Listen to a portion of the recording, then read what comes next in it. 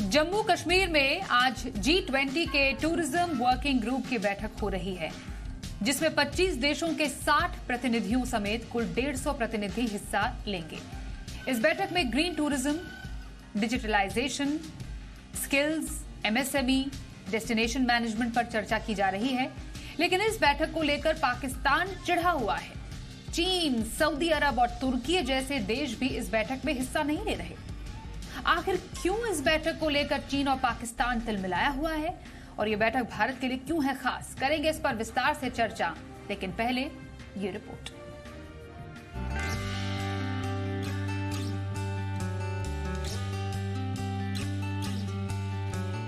जम्मू कश्मीर में G20 के tourism working group की बैठक चल रही है। श्रीनगर में जारी ये बैठक 24 मई को खत्म होगी। इस बैठक में 5 मुख्य मुद्दों पर चर्चा हो रही है, जिनमें green tourism, digitalisation, skills, MSME और डेस्टिनेशन मैनेजमेंट शामिल है। बता दें कि देश में अब तक G20 की 118 बैठकें हो चुकी हैं। आज पर्यटन के विकास को लेकर विस्तार से चर्चा हो रही है। इस बैठक में करीब 60 से ज्यादा प्रतिनिधि हिस्सा ले रहे हैं। दूसरी तरफ इस बैठक को लेकर पाकिस्तान बिफरा हुआ है। वहीं चीन ने भी कश्मीर को विवादित क्षेत्र बताकर बैठक से किनारा कर लिया है। यही नहीं, खाड़ी देश तुर्की और सऊदी अरब भी इस बैठक में शामिल नहीं हुए हैं। वहीं भारत का कहना है कि G20 बैठकें पूरे भारत में आयोजित की जा रही हैं। इसलिए जम्मू कश्मीर और लद्दाख में बैठकें होना स्वाभाविक है, क्योंकि ये भारत के अविभाज्य हिस्से हैं। अब सवाल उठता है कि G20 में हिस्सा लेने के लिए तुर्की और सऊदी अरब को आपत्ति क्या है। दरअसल तुर्की के राष्ट्रपति रेसेप तैयब एर्दोगन कश्मीर को लेकर कई बार पाकिस्तान का खुलकर समर्थन कर चुके हैं। फरवरी 2020 में पाकिस्तानी संसद में संबोधन के दौरान था कि कश्मीर जितना पाकिस्तान के लिए अहम है, उतना ही अहम तुर्की के लिए भी है। तुर्की ने 2019 में कश्मीर में धारा 370 हटने पर विरोध भी दर्ज किया था, जिस पर भारत ने 2 टूक शब्दों में कहा था कि वो उसका आंतरिक मामला है। इस मामले में वो किसी बाहरी देश से हस्तक्षेप बर्दाश्त नहीं करेगा। उधर दूसरे खाड़ी देश सऊदी अरब ने इस मामले में भले ही कोई प्रतिक्रिया नहीं दी थी, लेकिन देखा जाए तो सऊदी अरब भी पाकिस्तान का हितैषी रहा है। बता दें कि G20 समूह में भारत सहित 20 देश हैं, जिसमें अर्जेंटीना, ऑस्ट्रेलिया, ब्राजील, कनाडा, चीन, France, Germany, Indonesia, Italy, Japan, दक्षिण कोरिया, मेक्सिको, रूस, सऊदी अरब, दक्षिण अफ्रीका, तुर्की, UK, संयुक्त राज्य अमेरिका और यूरोपीय संघ शामिल हैं। इस बार भारत G20 की अध्यक्षता कर रहा है। कश्मीर में G20 सम्मेलन को लेकर पाकिस्तान पहले ही अपनी आपत्ति जता चुका है, लेकिन उसकी आपत्ति भारत के लिए कोई मायने नहीं रखती। इसके पीछे कारण है उसका G20 का सदस्य न होना। जानकारों का कहना है कि कश्मीर का राग अलापना पाकिस्तान का पुराना पैंतरा रहा है। वो किसी न किसी मौके पर कश्मीर को लेकर भारत के खिलाफ अपना विरोध दर्ज करता रहा है, लेकिन इसका अंतर्राष्ट्रीय स्तर पर कोई फर्क नहीं पड़ता। ब्यूरो रिपोर्ट, जी मीडिया। और इस पर चर्चा करने के लिए हमारे साथ बेहद ही खास एक्सपर्ट शो में शामिल हो चुके हैं। रविंद्र सचदेवा विदेश मामलों के जानकार है। रविंद्र सर, बहुत स्वागत करते हैं हम आपका आज के इस चर्चा में। और ऐसे समय में ये बैठक हो रही है कश्मीर श्रीनगर में। देश भर में 118 बैठकें हो चुकी हैं। कश्मीर में ये इवेंट बेहद खास आपको क्यों लग रहा है? क्या है इसके मायने? क्योंकि 2019 के बाद जब 370 हटाया गया था कश्मीर से, उसके बाद ये पहला मेजर इंटरनेशनल इवेंट है जिस पर दुनिया भर की निगाहें टिकी हुई हैं।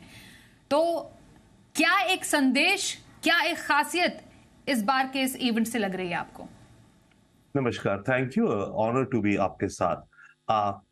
डेफिनेटली देखिए, जैसे आपके दर्शक जानते होंगे, G20 में करीब 11 या 12 वर्किंग ग्रुप्स हैं, एनर्जी, यूथ, फाइनेंस, ट्रेड इत्यादि इत्यादि। उनमें से टूरिज्म भी एक वर्किंग ग्रुप है।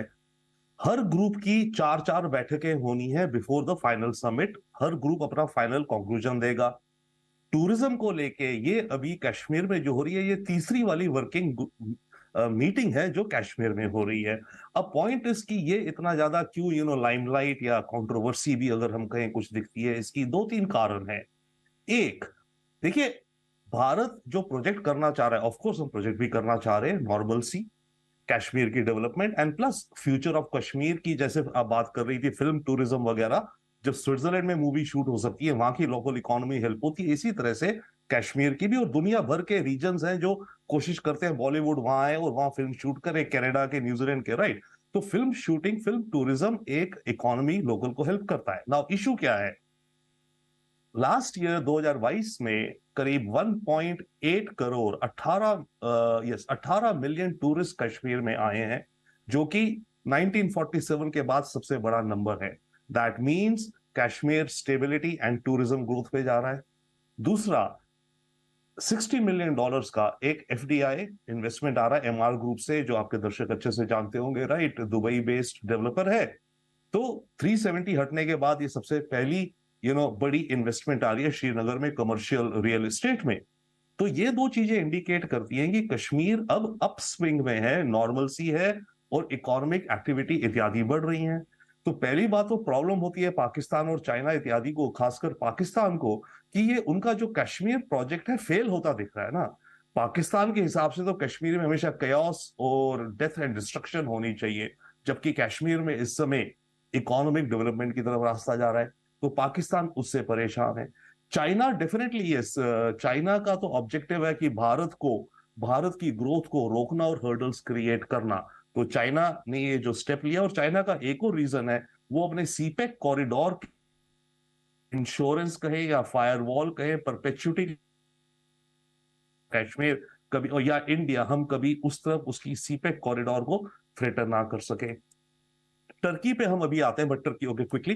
देखिए, एर्दोगान जैसे आपने बोला, वो तो एर्दोगान ने तो शुरुआत इसलिए करी थी कुछ वर्षों पहले, वो इस्लामिक वर्ल्ड के लीडर बनना चाह रहे थे, सऊदी को अलग हटा के वो खुद चौधरी बनना चाह रहे थे।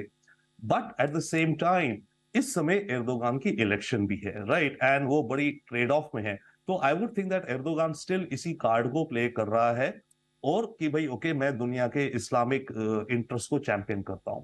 सऊदी का अलग केस मुझे दिखता है। सऊदी का आप देखिए, सऊदी और भारत के रिश्ते काफी बढ़ गए हैं इकोनॉमिक रिश्तों के हिसाब से। सऊदी तो होम है ऑफ इस्लाम, राइट। सऊदी का ये जो कदम है, ये उसकी डोमेस्टिक ऑडियंस के लिए है कि भाई देखो, वो पाकिस्तान का हितैषी नहीं है सऊदी अरेबिया, बिल्कुल नहीं रहा। सऊदी को अपना इंटरेस्ट है अपनी मोनार्की मेंटेन करने में, अपने लोगों को दिखाने के लिए कि भाई देखो, मैं इस्लाम के लिए मैं कदम लेता हूं वर्ल्ड स्टेज पे।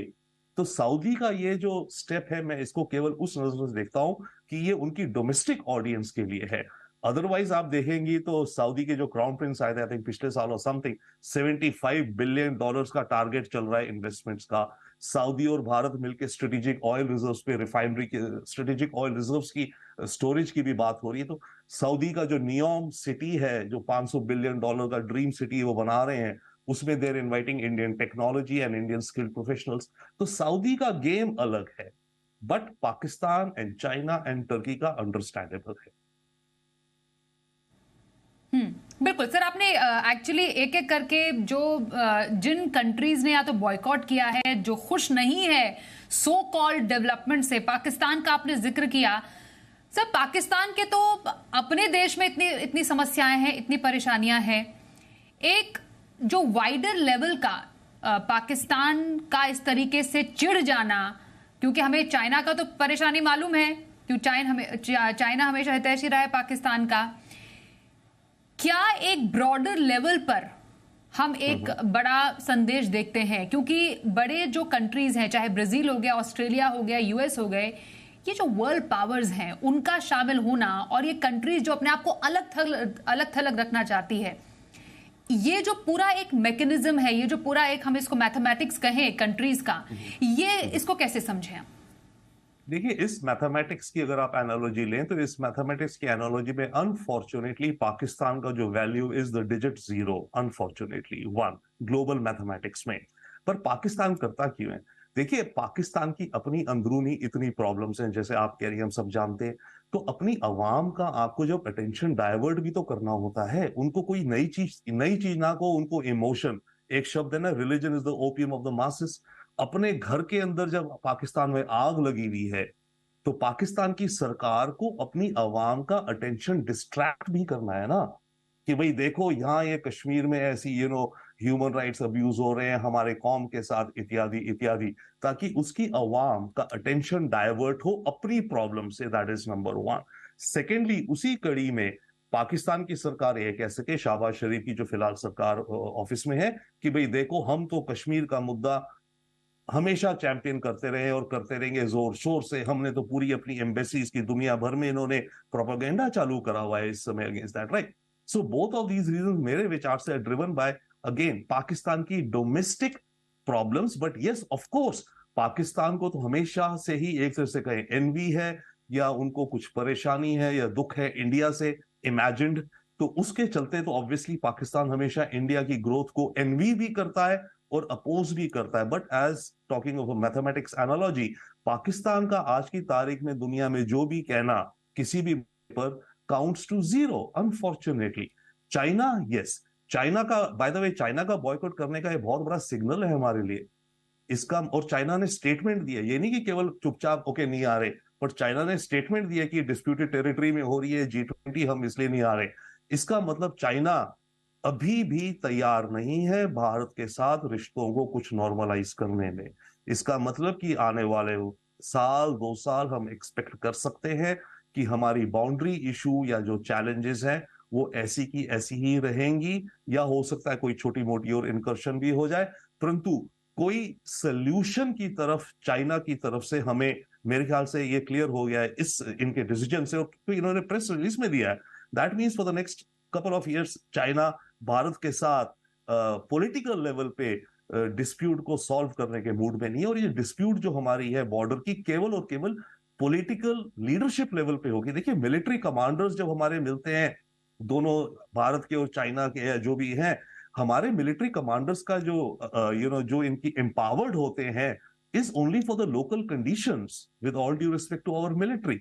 मिलिट्री का ना रोल है ना उनका ये काम है कि बिग पिक्चर में बॉर्डर डिस्प्यूट को सेटल करना, वो तो पेट्रोलिंग पॉइंट्स XYZ और क्या हम, तो इसका मतलब चाइना हमें इसी में उलझाए रखेगा और चाइना हमें पिन ट्रिक्स करता रहेगा। चाइना का ऑब्जेक्टिव है भारत को सीमित कर देना एक तरह से, जो हमारा पेनिनसुला का रीजन है ना इसी में, और नॉर्थ की तरफ हमारा इन्फ्लुएंस रोकने का, as well as of course east की तरफ तो आप अलग ही छोड़िए। तो ये तो चाइना का गेम प्लान ऑलमोस्ट ऑब्वियस दिखता है।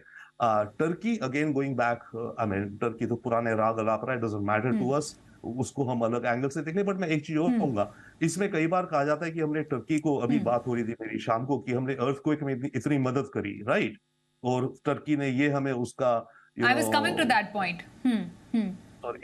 तो उसमें मैं एक्चुअली सर उसी पॉइंट पर आ रही थी कि जब भूकंप में जिस तरीके से भारत ने रवैया, इतना आत्मीय रवैया अपनाया था तुर्की के साथ, उनको भूकंप में इतना राहत पैकेज देकर, ये एक अपने आप में अनप्रेसिडेंटेड इस तरीके का सिचुएशन हुआ था। सर बहुत ही छोटा आपसे रिएक्शन लेना चाहूंगी, बहुत ही छोटा, 1 मिनट का अगर आप एक फाइनल अपना कमेंट दे।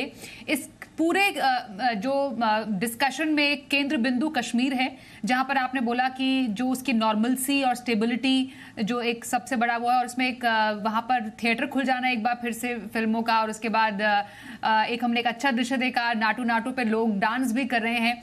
तो कश्मीर के लिए आने वाले टाइम में ये क्या G20 क्या एक डेवलपमेंट का एक पटल तैयार करता है? मेरे ख्याल से one quick answer, I think definitely एक स्टेपिंग स्टोन है, क्वांटम जंप है कश्मीर के लिए, कश्मीर की सोशियो इकोनॉमिक डेवलपमेंट के लिए, विदाउट डाउट, कहने वाले कहते रहे। सेकेंडली बैक टू टर्की, जो हमने उनको अर्थक्वेक में मदद करी पर उन्होंने ये करा, मेरा ये कहना है हमारी फॉरेन पॉलिसी का पैराडाइम है, हमारा कोई दुश्मन नहीं है दुनिया में। There are only 2 kinds of people in this world, friends and potential friends. आज जो हमारा दुश्मन है कल को हमारा दोस्त भी हो सकता है। हम तालिबान से नहीं थे पहले, बिल्कुल नहीं करते थे, हम तालिबान से बात कर रहे हैं, यहाँ कहिए तालिबान हमसे बात कर रहा है। तो डिप्लोमेसी में और वर्ल्ड रिलेशंस में हमें उस व्यू से जाना है। तो ठीक है, हमने मदद करी टर्की की, टर्की ने हमें उसका ऐसा जवाब दिया, डजंट मैटर, हम अपने रास्ते पे अपनी स्ट्रैटेजी पे चलते रहना चाहिए। Right sir, thank you so much sir. Ravindra ji हमारे को